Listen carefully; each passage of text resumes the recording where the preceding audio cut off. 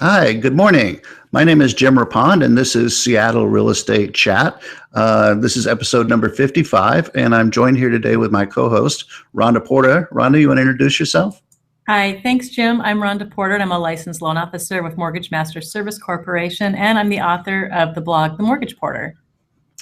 And today, our topic of discussion is around the Airbnb industry and regulations in Seattle. So, as you may know, if you've been following this, the Seattle City Council has proposed some regulations about short-term housing. This would apply to VRBO, is that right? Any short-term, any short-term rental. Any short-term rental that is, they actually have apparently two categories. And Rhonda, you can correct me if I'm wrong here, but my understanding is they're going for either the short-term 90 days or less. 90 days or less, and it's in your home, or more than that, and it's outside of it's you don't live there. It's not part of your primary residence. Is that your understanding?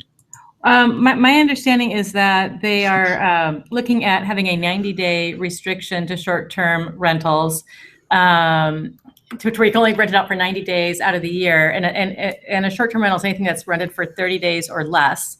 However, they're excluding people who have the rental units within their own home, so like a basement or a attached or detached dwelling unit. So those people would be excluded, but anyone else that has a property that's not part of their home or somehow attached to their home would be subject to only be allowed to rent out their home for a total of 90 days in a 12-month period. Now, I had heard that the people that weren't exempt, but they would just need to register and still need to get a business license if they had that smaller amount. Has that been revised? Because that was a June. That's my understanding too. Is that they still need to be registered and have a business license.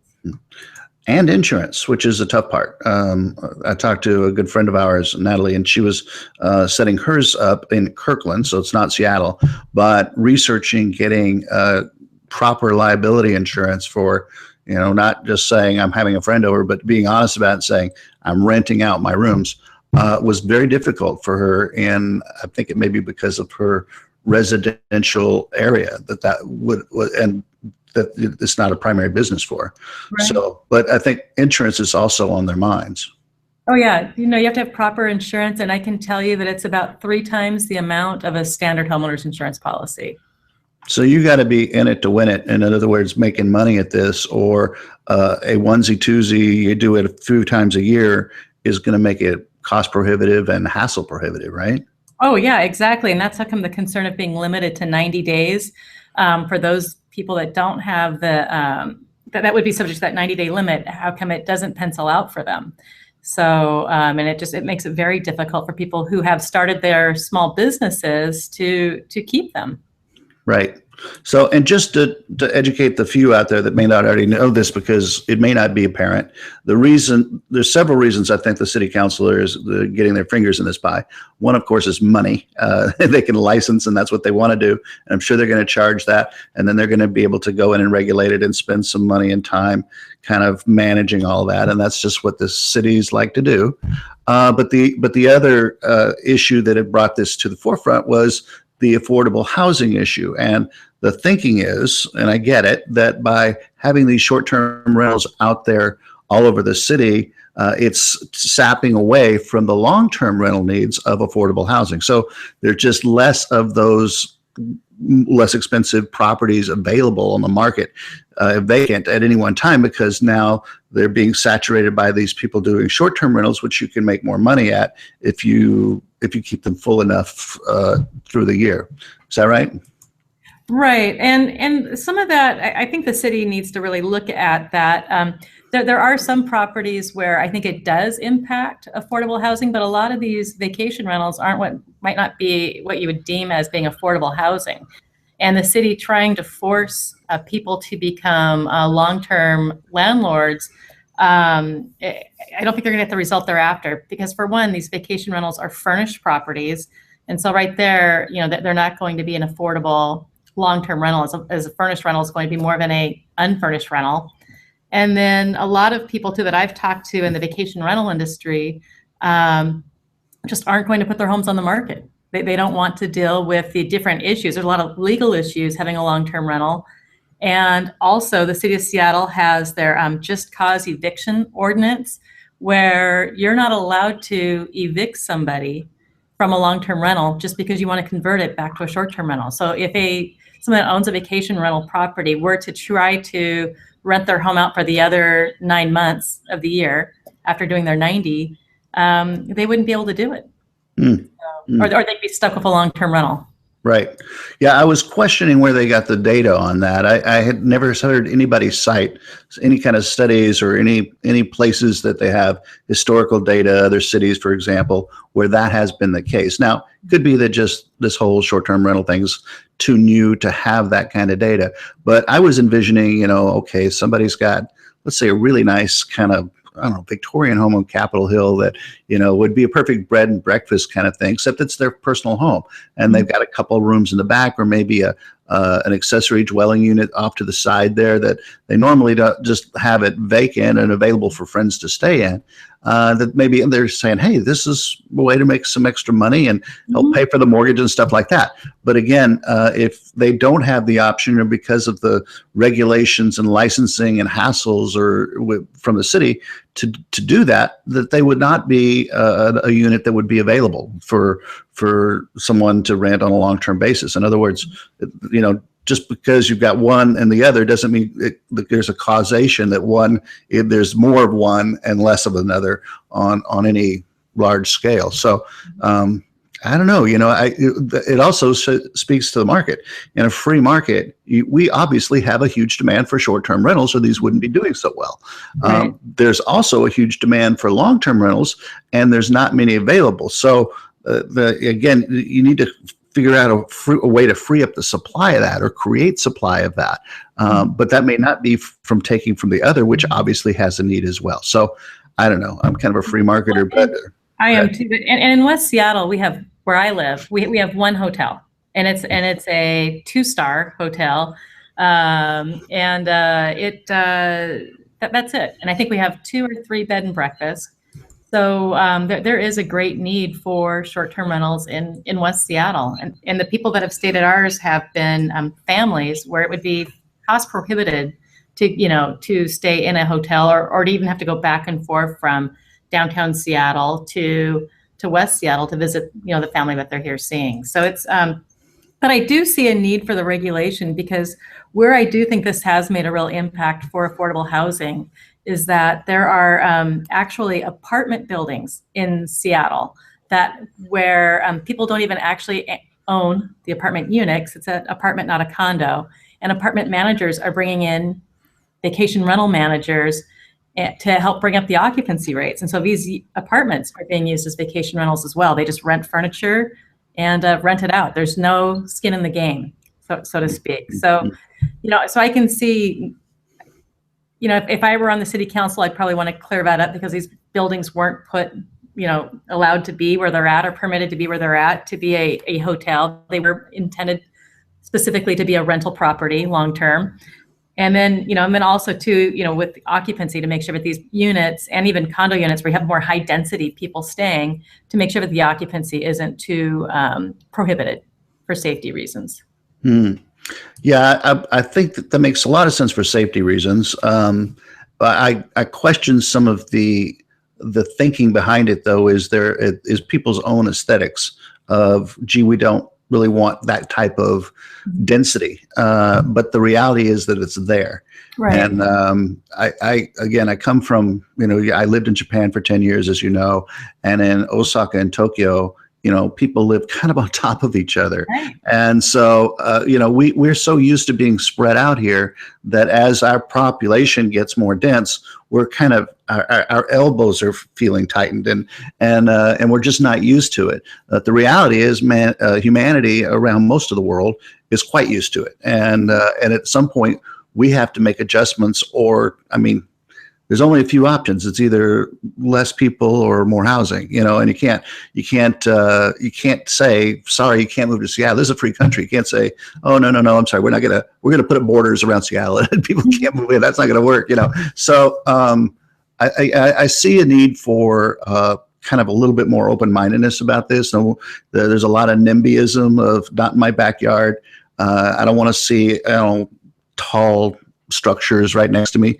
But again, back to the reality where we're putting in light rail, we want to have high density at those light rail locations so that we can cut down on traffic. I mean, this is sort of a simple urban planning thing. If you're going to have growth in an area, you want to try to manage it in a way where your transportation and things flow in the city in an efficient manner and don't waste energy and waste people's time and all that kind of stuff. So, well, and with the density, that's all the more reason for having as much different types of housing, short-term, long-term rental housing available too, and instead of trying to restrict it.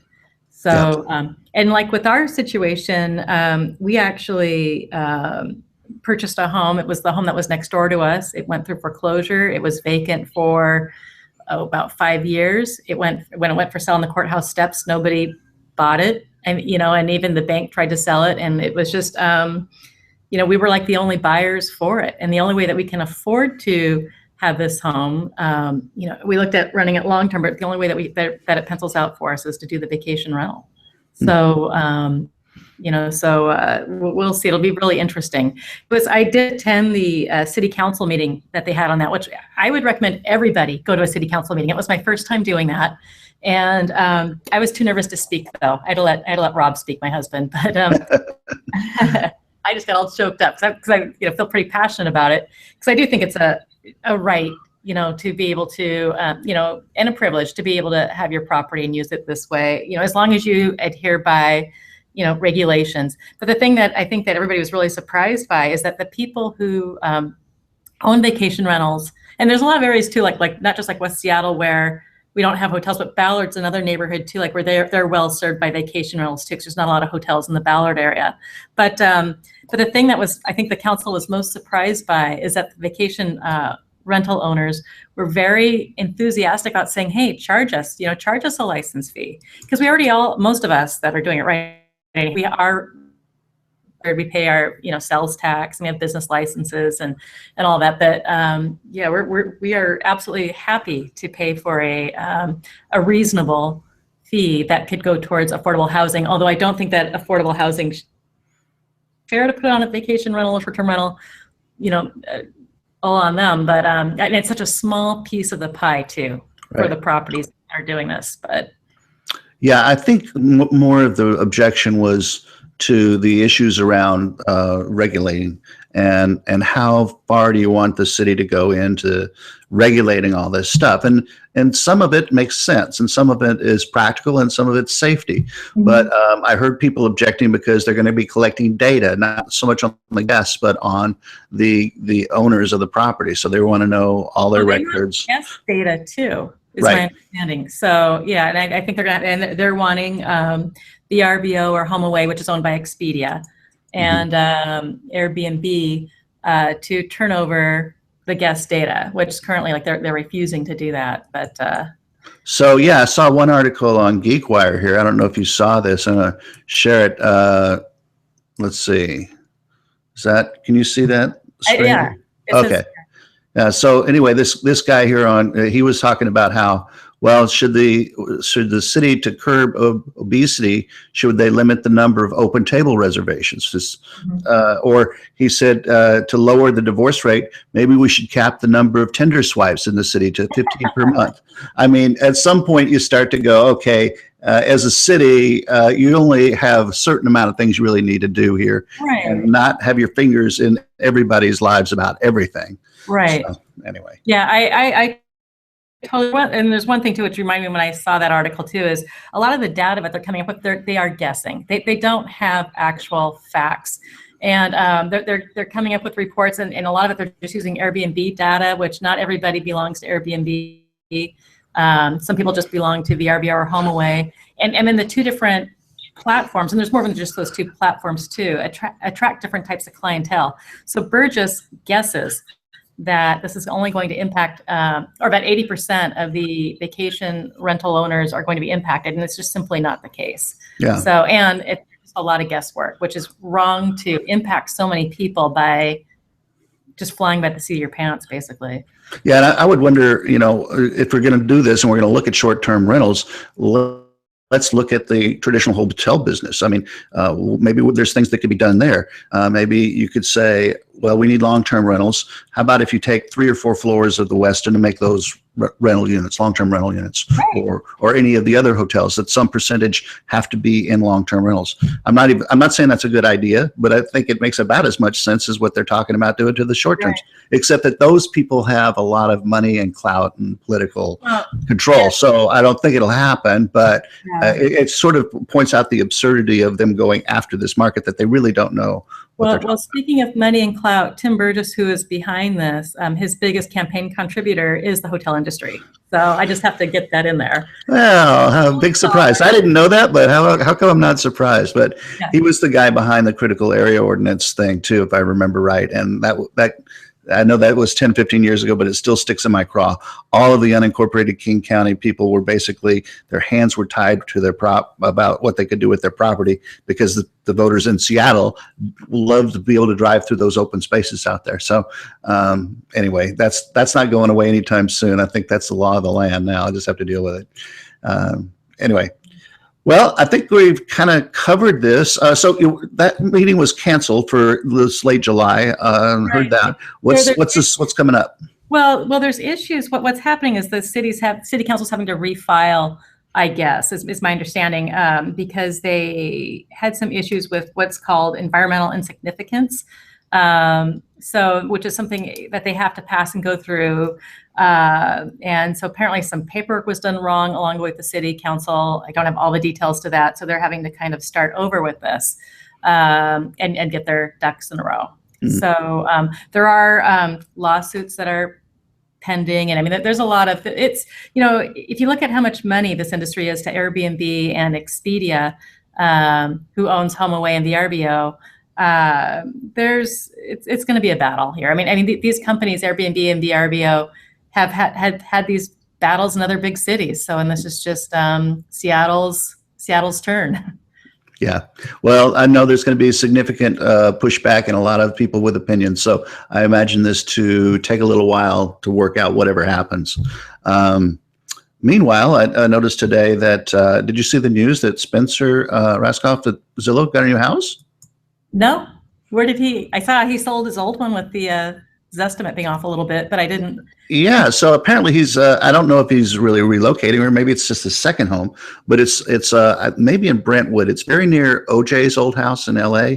But it's a nice looking house. And I'll send you a picture of it. It's cost him a cool $20 million. So nice. But yeah, nice house for Spencer.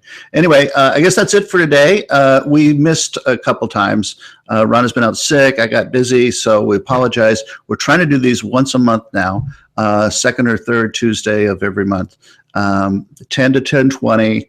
It's a short chat about real estate and the real estate market and the mortgage market here in Seattle. So we'll be back here in I guess it's too late to do another one in July, but very early in August, we'll be back. You're going to be around. Are you taking any long vacations, Rhonda? Tell me now. Not that I know of. You're very spontaneous. So, but we'll book a date that works for us and do one pretty soon. Thanks, everybody. Really appreciate you tuning in. And if you have any questions, you can always hashtag us. It's hashtag Seattle RE chat. Yes. Okay. Bye. Bye.